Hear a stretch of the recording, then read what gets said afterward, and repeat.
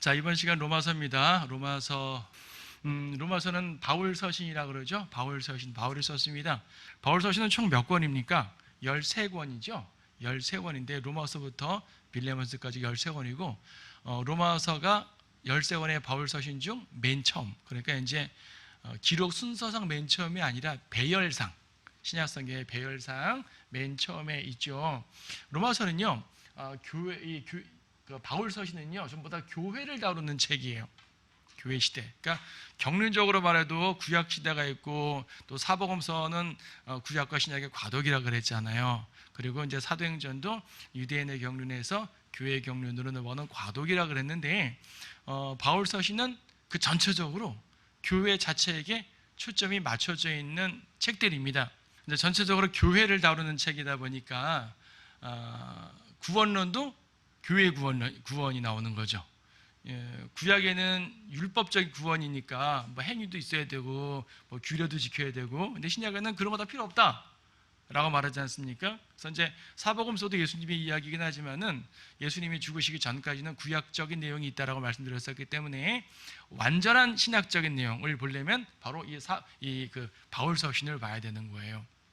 그래서 신약교회의 직접적인 지침입니다. 교리뿐 아니라, 그러니까 구원론 같은 교리뿐 아니라 이제 실천에 관해서도, 구약적 실천과 신약적 실천은 달라요.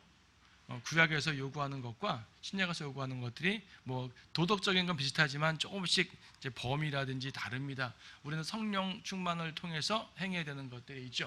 자, 그래서 이제 교회 시대에 대한 교리와 실행을 다루는 책이 바울 서신이다 보니까 신약교회는요, 신약교회의 지역교회의 원리는 바울 서신을 통해서 잡아요. 우리는 신약교회라는 말을 주로 쓰죠. 왜 신약교회예요? 왜 구약교회가 아니에요? 우리는 구약적으로 구원받은 게 아니기 때문에, 그렇죠. 그래서 신약적 경륜 속에 나와 있기 때문에 신약교회입니다. 그럼 신약교회면 마태복음부터 지켜야 되는 것이 아니냐? 물론 마태복음도 다 중요하고 다 하나님의 귀한 말씀인 건 똑같지만 지침이 되는 것은 바울 서신이다. 지금 말씀드린 그러한 이유로 말미암아 그렇게 이해를 하시면 되겠습니다. 참고로 이 히브리서를 말하는데, 히브리서는 저자로 말하게 되면 히브리서도 바울 서신이에요. 물론 히브리서 내에 바울이라는 말이 직접 나오지는 않습니다. 뭐 다른 서신서들은 앞부분에 사도가 된 바울은 그리스도의 종인 바울 이런 식으로 쓰는데, 히브리서는 그런 말이 없어요. 다만 히브리서의 끝에 13장이 다른 바울 서신의 결말과 맞고 여러 가지로 맞기 때문에 바울이 쓴 걸로 추측을 합니다. 여기서 추측은 거의 가능한 추측. 하지만 왜 바울 서신으로 딱 묶지 않냐 하면, 우리가 바울 서신 하게 되면 바울이 썼다, 저작의 개념만 말하는 게 아니라 이런 교리적 개념을 말하는 거거든요. 히브리서는 이런 교리적 개념에서 좀 떨어져 있어요. 히브리서는 그 내용상 교회 시대의 내용도, 교회 시대의 교리도 있지만 환란 시대의 교리도 있고, 여러 가지 우리 시대의 경륜과 교회 시대의 경륜에 맞지 않는 부분들이 다소 섞여 있어요. 오히려 히브리서는 야고보서와 유사하고 베드로 후서와 유사하단 말이에요. 이런 점들을 볼 때 저작으로 말하면 히브리서도 바울 서신이지만 내용적으로 말하면은 일반 서신에 속하기 때문에 우리가 보통 바울 서신이라고 딱 말할 때는 히브리서를 빼고 빌레몬서까지 말한다. 이거 이해하고 있으면 되겠습니다. 자, 기록 순서를 한번 살펴보는 게 의미가 있을 거예요. 왜냐하면 신약 성경 전체를 이해하는 데 도움이 됩니다. 바울 서신 중에서 갈라디아서가 제일 먼저 쓰여졌어요. 갈라디아서는 1, 2차 전도여행 중간이라고 그러는데, 말하자면 15장 정도입니다. 사도행전 15장 정도. 그때쯤에 쓰여졌다. 뭐냐면 1차 전도여행을 하고 나서 이방인들이만 구원을 받아요. 이방인들이 구원을 받으니까 갈라디아 지방에서 유대주의자들이 와서 이방인들이 구원받으려면 할례도 받아야 되고 율법도 받아야 되고 그냥 구원받으면 안 돼 하고 유대주의를 막 귀속시키려는 노력을 많이 하는 거예요. 예루살렘에서 그것 때문에 회의도 일어났었고, 근데 결론적으로 이방인들이 은혜로 구원받으니까 율법 행위 필요 없다, 결론 땅땅땅 났거든요. 이걸 알려줄 필요도 있는 것이고, 마침 갈라디아 교회들의 이런 유대주의자들이 와서 막 어지럽혀 놨단 말이에요. 그래서 그것을 바로잡는 거예요. 그렇지 않다, 이것이 맞다 하면서 책망도 해가면서 바로잡는 것이 바로 갈라디아서예요. 그래서 갈라디아서는 로마서와 더불어서 교리가 아주 강하죠. 그 다음에 두 번째로 쓰여진 것이 데살로니가 전후서입니다. 이것도 역시 고린도 전후서와 마찬가지로 쓰여진 시기가 서로 멀지 않아요. 전서 쓰고 얼마 후에 후서 썼어요. 이건 2차 전도 여행 중에 고린도에서 기록되었다고 하는데 2차 전도 여행은요. 빌립보, 데살로니가, 베레아, 그 다음에 아테네, 고린도 이렇게 가거든요. 그중에서 이제 이 데살로니가를 떠나서 고린도에 왔더니 데살로니가가 되게 문제가 많다는 소식을 들은 거예요. 문제가 많다는 게 이제 그 자체적으로 뭐 이 성도들이 나쁜 짓 했단 말이 아니라 박해를 받는 거죠. 박해 때문에 믿음이 막 이제 무너지고, 그래서 믿음을 세워주고, 특히 부활과 휴가에 대한 믿음을 줌으로써 박해를 견뎌라라는 말을 주는 것이 데살로니가 전후서예요. 그리고 이제 다음 쓰여진 것이 고린도 전후서죠. 고린도 전후서는 3차 전도 여행 기간 중에 에베소에서 쓰여지게 됐는데, 이건 우리가 지금 오전에 고린도 전후서를 공부하고 있으니까 자세하게 또 거기서 보겠지만, 에베소에서 고린도 교회의 문제를 듣고 고린도 전후서 썼고, 한 번에 바로 잡혀지지 않으니까 좀 뒤에 한 번 더 썼고, 이게 고린도 후서예요. 그리고 로마서는 3차 전도 여행 중 고린도에 와서 썼어요. 3차 전도 여행에서 고린도까지 왔다는 얘기는 모든 전도 여행을 거의 다 끝났다는 얘기입니다. 고린도부터는 어딜 특별히 들리지 않고, 한 군데 들리긴 하지만은 대부분 들리지 않고 쭉 바닷길로 쭉 와가지고 이제 이스라엘 땅으로 들어와요. 투로 뭐 이렇게 그 카이사리아 이렇게 들어오는데, 3차 전도 여행을 다 끝마치는 상황에서 썼으니까 이제 내 다음 코스는 로마야 하는 것을 전달해 주는 게 로마서예요. 그래서 고린도에서 바로 로마로 간 건 아니고 예루살렘에 왔다가 가려고 했는데 결과적으로 붙잡혀서 가게 됐죠. 그리고 에베소서, 빌립보서, 골로새서, 빌레몬서는 이제 옥중서신이라고 그러잖아요. 그래서 바울이 1차 투옥 중에 로마에 가서 로마에 2년 동안 투옥 당해 있는데 그때 쓴 게 옥중서신. 그 다음에 디모데 전서와 디도서, 이거는 풀려나고 다시 잡히기 전에. 그 다음에 디모데후서는 2차 투어 기간 중 죽기 직전에 쓴 게 바울 서신이에요. 저기 디모데후서예요. 이렇게 보게 되면 이제 순서적으로 대략 알겠죠. 알겠고, 이렇게 언제쯤이라는 걸 말하는 이유가 뭐냐면 이제 교회에 대한 계시를 어떻게 충분히 전해주는 것과 연관해서 볼 수 있어요. 로마서는 3차 전도여행 기간이기 때문에 이미 사도 바울이 교회의 계시로 복음을 전파한 지 벌써 십수년이 된 상태란 말입니다. 교리가 많이 안정되어 있는 거죠. 자, 그러면 로마서를 볼 텐데, 이제 그 중에 우리는 로마서를 보게 됩니다. 로마서는 바울 서신 중에 배열로는 첫 번째 책이지만 기록 순서로는 6번째 책이에요. 자, 로마서는 수신자가 로마에 있는 모든 사람들 돼 있어요. 로마서 1장 7절 보니까 7절 중간에 로마에 있는 모든 사람에게 편지하노니라고 되어 있죠. 이상해요. 다른 데는 데살로니가 교회에게, 고린도에는 성도들에게, 여기는 모든 사람에게 이렇게 되어 있어요. 그래서 어떤 사람들은 로마서를 꼭 이렇게 말해요. 요즘엔 그렇게 안 하는데 옛날 분들 중에서 로마인서 이렇게 말하는 분들이 옛날에 있었어요. 아마 못 들어보셨을 거예요.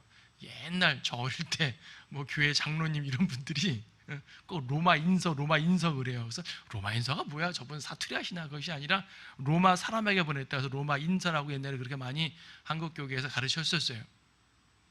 근데 그렇다고 모든 사람이라 그래가지고요, 카이사 황제부터 무슨 뭐 이렇게 저 노예까지 이 불특정 다수에게 보냈단 말은 당연히 아니에요.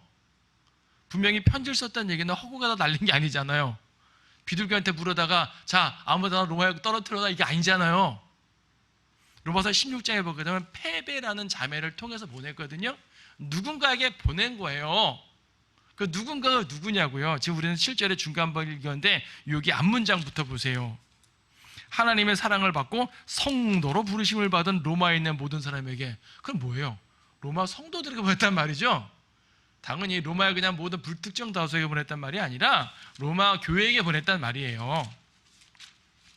여러분 고린도전서 보더라도 고린도전서 1장에 보게 되면 1장 2절에서 고린도에 있는 하나님의 교회 곧 그리스도 예수 안에서 거룩하여지고 성도들로 부르심을 받은 자들이라고 되어 있잖아요. 이 표현과 로마서 표현이 똑같죠, 그렇죠? 성도들로 부르심 받은 로마에 있는 모든 사람들이에요.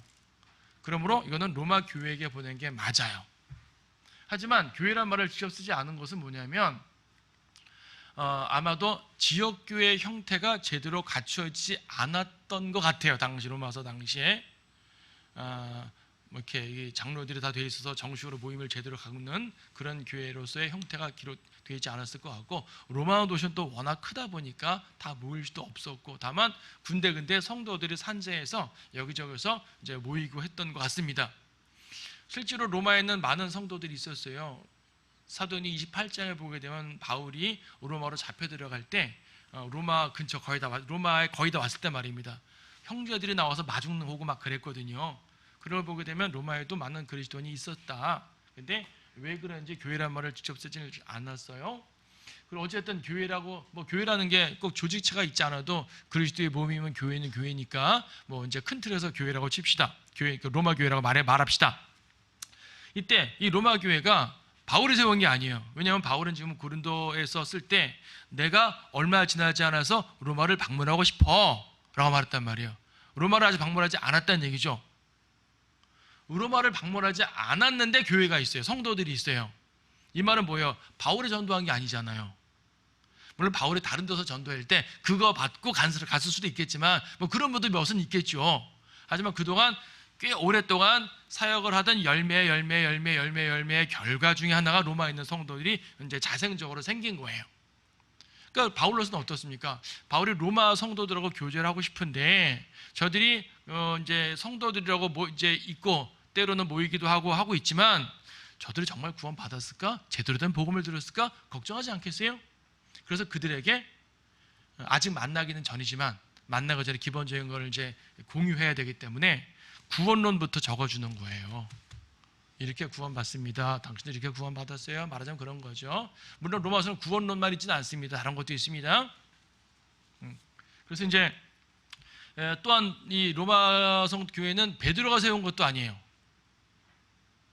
베드로가 세운 것도 아닌 것은 이제 베드로에 대한 언급이 없어요. 바울이 세우지 않았다면 베드로가 세웠을 것이다라고 말하는 사람들이 꽤 많죠. 특히 카톨릭에서는 베드로가 세웠다고 말해야지 돼요. 카톨릭은. 왜냐하면 베드로가 세웠어야지 이 로마 교회가 정통 교회가 되잖아요. 예수님이 베드로에게 천국 열쇠도 줬고 베드로가 수제자니까 베드로가 로마 교회를 세웠고 베드로가 로마 교회의 목사였고 감독이었고 주교였고 그래야지 로마 베드로의 계승자가 교황이 된다라는 말을 하기 위해서 이제 베드로가 로마 교회를 세웠다고 말합니다. 그 유명한 영화 코바디스라는 영화를 보게 되면 베드로가 로마에 박해 때 로마에서 나오는 장면이 나온단 말이에요. 그래서 베드로가 로마에 있었구나. 근데 로마서에 보게 되면 베드로에 대한 언급이 없어요. 혹자는 이렇게 말하기도 합니다. 아니 베드로가 로마 교회에 세웠지만 바울이 로마서를 쓰는 그 당시에 베드로가 자리 비워서 베드로의 로마서에 베드로 이름이 없는 거 아니냐 이렇게 말하기도 하지만 그런 말이 아니에요. 단순하게 로마서에 베드로 이름이 없다는 문제가 아니라 베드로가 세웠으면 베드로에게서 배우고 베드로에게서 듣고 베드로에게서 교리를 받고 했기 때문에 베드로의 가르침이 많이 남아있는 데가 로마일 거 아니에요. 그럼 거기에 대해서 터치를 해줬어야 된단 말이죠. 바울이 거기에 대해서 일절의 터치가 없단 말이에요. 그래서 로마 교회는 베드로가 세운 것도 아니고 바울이 세운 것도 아니고 다만 올바른 복음을 듣고 올바로 형성된 사람들인데 그들에게 정확한 체계를 갖춰주기 위해서 교리의 체계를 갖춰주기 위해서 바울이 썼다 이렇게 이해하시면 딱 됩니다. 로마서는 구원에 관한 교리를 집중적으로 다룹니다. 그래서 이제 구원이라는 주제를 말할 때 복음서부터 로마서까지 연결시켜 봐요. 복음서는 구원의 주인이신, 그렇죠? 복음의 주인이신 그리스도를 설명했어요. 사도행전은 그 복음이 어떻게 전파되는지를 설명했어요. 로마서는 그러면 그 복음이 뭐야? 라고 물을 거 아니에요. 그 복음이 이거야 라고 알려주는 게 로마서예요. 그러니까 복음서, 사도행전, 로마서까지 복음이라는 주제로 쫙 연결되는 거죠. 그래서 이제 핵심적 교리는 믿음으로 얻는 하나님의 의, righteousness, 하나님의 의라는 말인데 하나님의 의가 나타났다는 말을 많이 쓰죠. 그래서 이것이 핵심적인 교리고요. 1장 17절에서 있는 것처럼 복음 안에는 믿음에서 믿음에 이르는 하나님의 의가 계시되었으니라고 말하죠.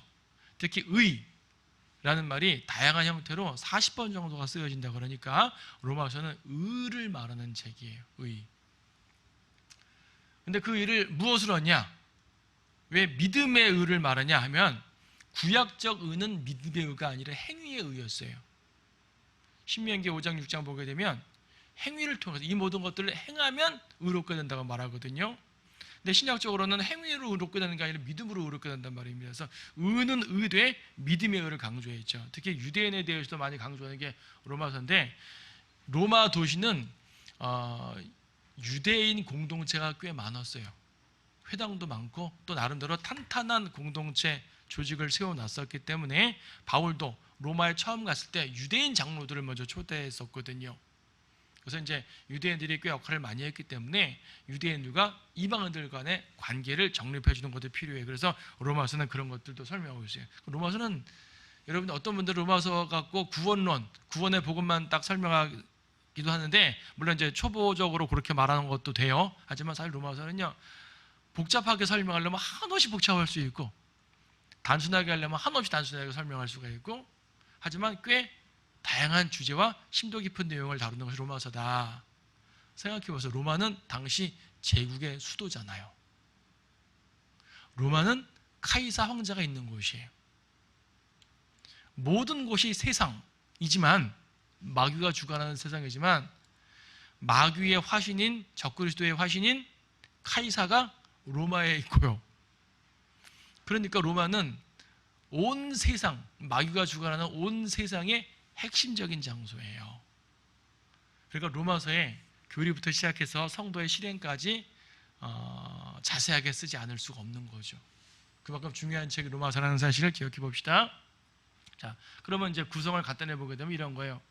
로마서는, 그러니까 로마서뿐 아니라 대부분의 바울 서신은요, 교리적 진리와 실천적 진리로 나뉩니다.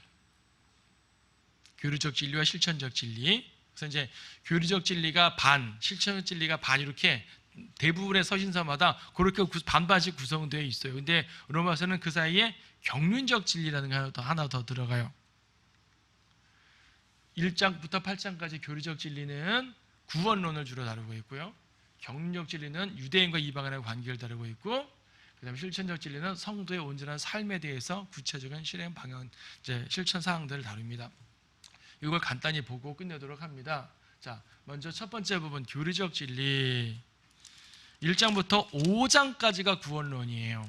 1장부터 5장까지만 이해하면은 여러분들이 구원의 복음을 교리적으로 설명하는데 명확하게 할 수 있어요. 물론 8장까지 보면 더 좋고요. 이 말은 로마서 1장부터 5장까지 다 이해해야 구원받는다는 말이 아니라, 여러분이 누군가에게 구원론에 대해서, 구원에 대해서 자세하게 얘기하려면 이거 정도 5장까지 가지고 충분할 수 있다는 말이고요.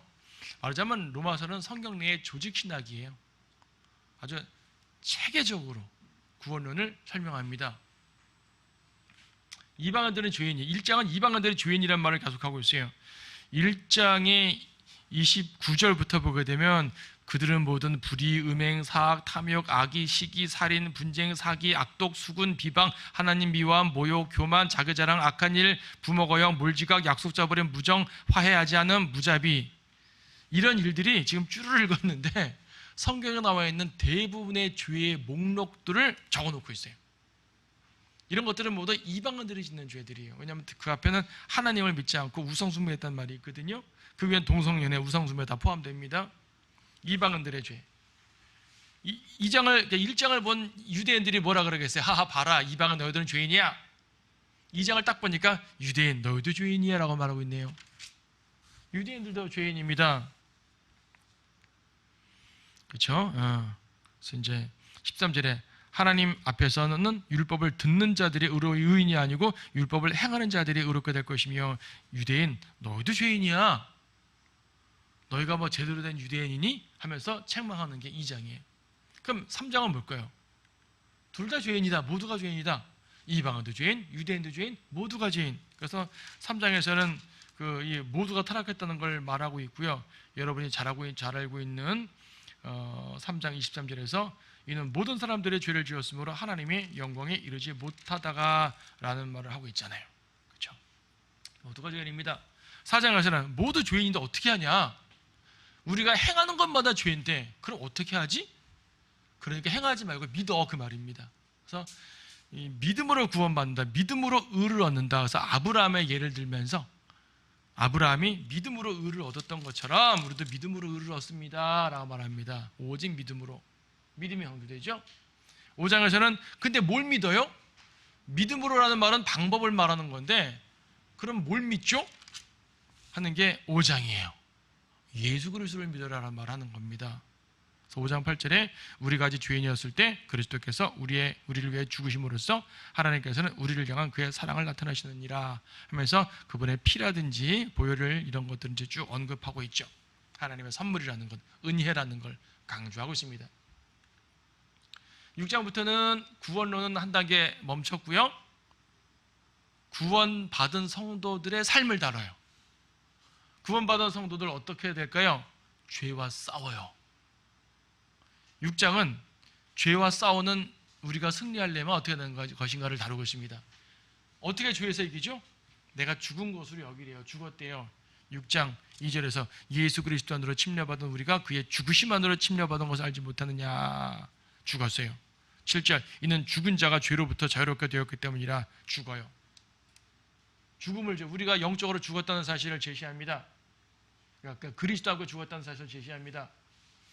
7장에서는 아무리 그래도 죄와 나의 싸움은 끝이 없네요.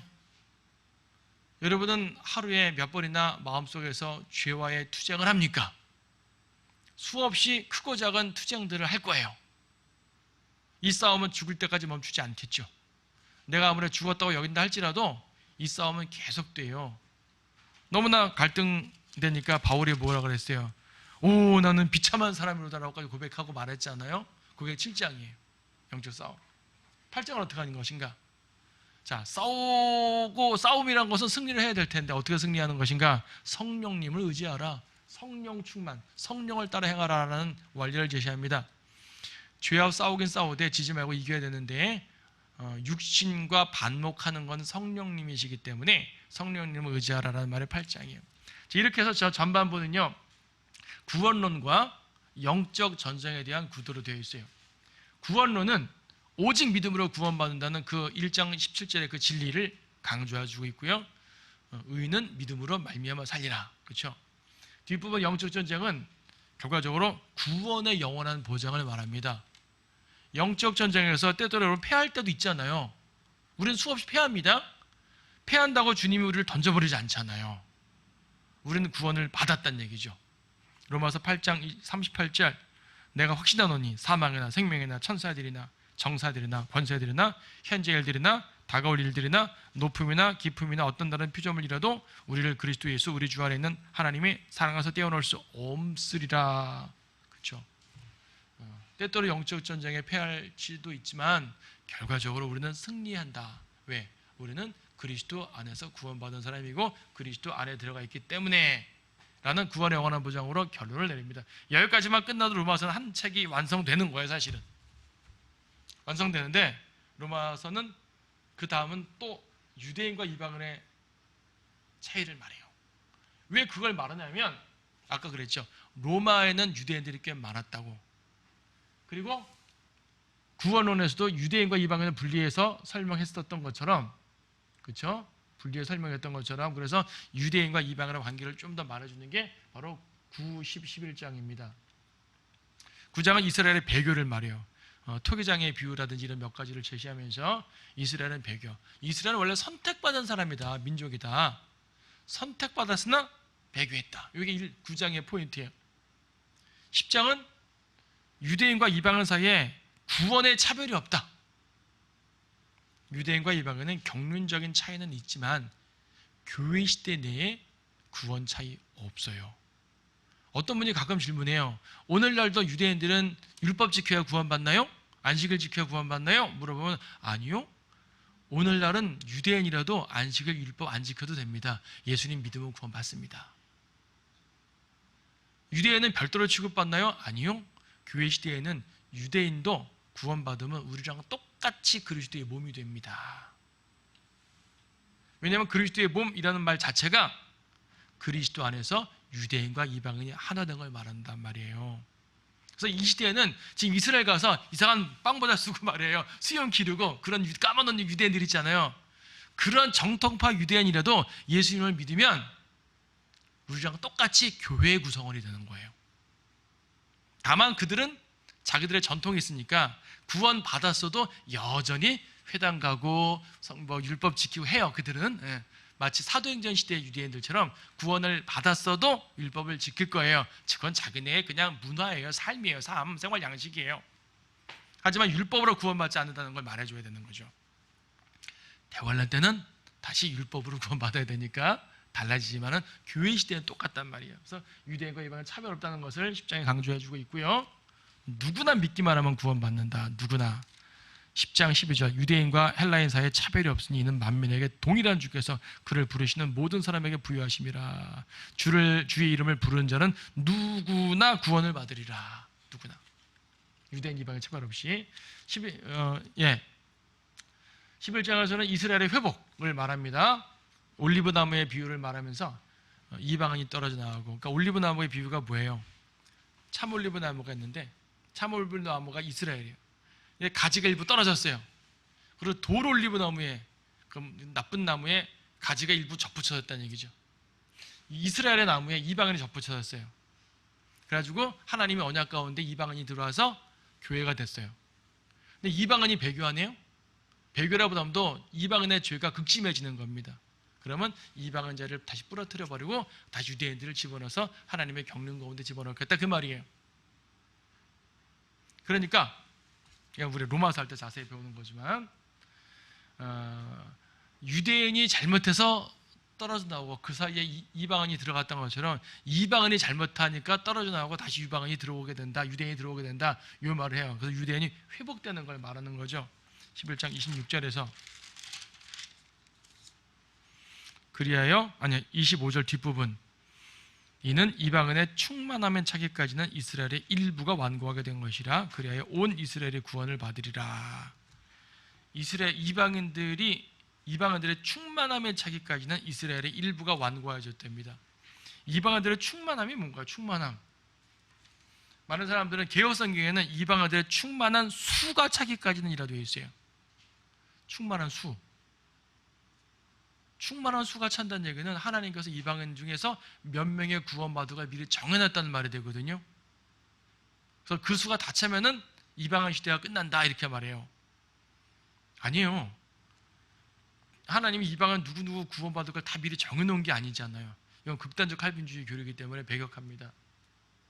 이방인들의 죄가 충만하단 말이에요.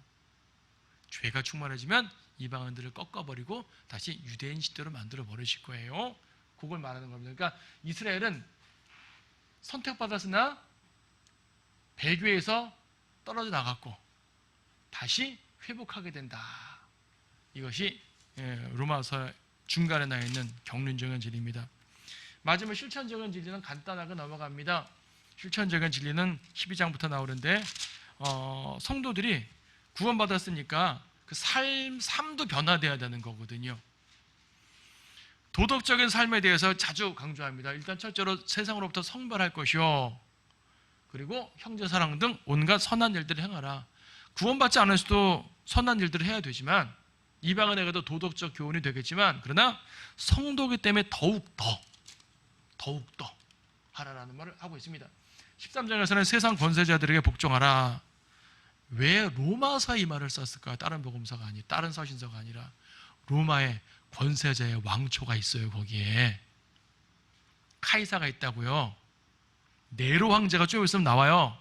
로마서에 쓰여진 시점에 네로가 나왔는지 아니면 네로가 나온 이후에 로마서가 쓰여진지는 약간 좀 이렇게 시점이 애매하긴 하지만 네로 황제 전 황제도 악한 황제였으니까 로마서를 보면서 공부하는 모든 로마의 성도들은 네로 황제 때 로마서를 계속 읽고 묵상하고 설교하고 가르쳤었어요. 네로 황제 치하에서 이방 권세자에게 복종하래요. 이거 지키기 되게 어려운 거예요, 여러분. 그렇잖아요. 근데 하래요. 참 놀라워요. 왜냐하면 그리스도인들이 모범을 보이란 말입니다. 세상 권세자에게 복종하는 말은 권세자의 악한 명령에 따르란 말이 절대로 아니에요. 권세자에게 복종하라는 문맥적으로 쭉 보게 되면요, 세상의 법령, 법, 로마는 특히 법의 국가죠. 법적 국가, 법 질서에 순응하란 말입니다. 올바른 법은 따라야 돼요. 우리는 먼저 모범 시민으로서 먼저 따라야 돼요.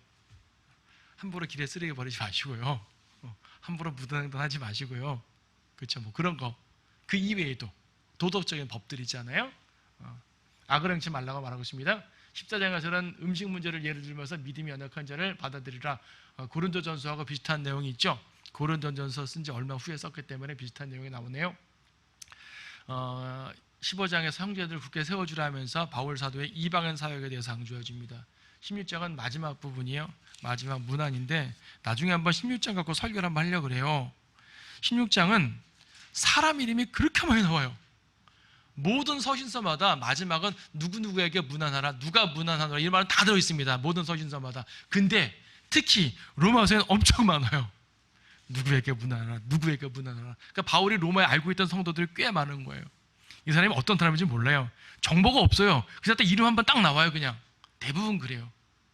근데 하나님이 그들을 성경에 기록해 놓으셨어요. 여러분 생각해 보세요. 자기 이름이 성경에 기록됐다는 게 얼마나 대단해요.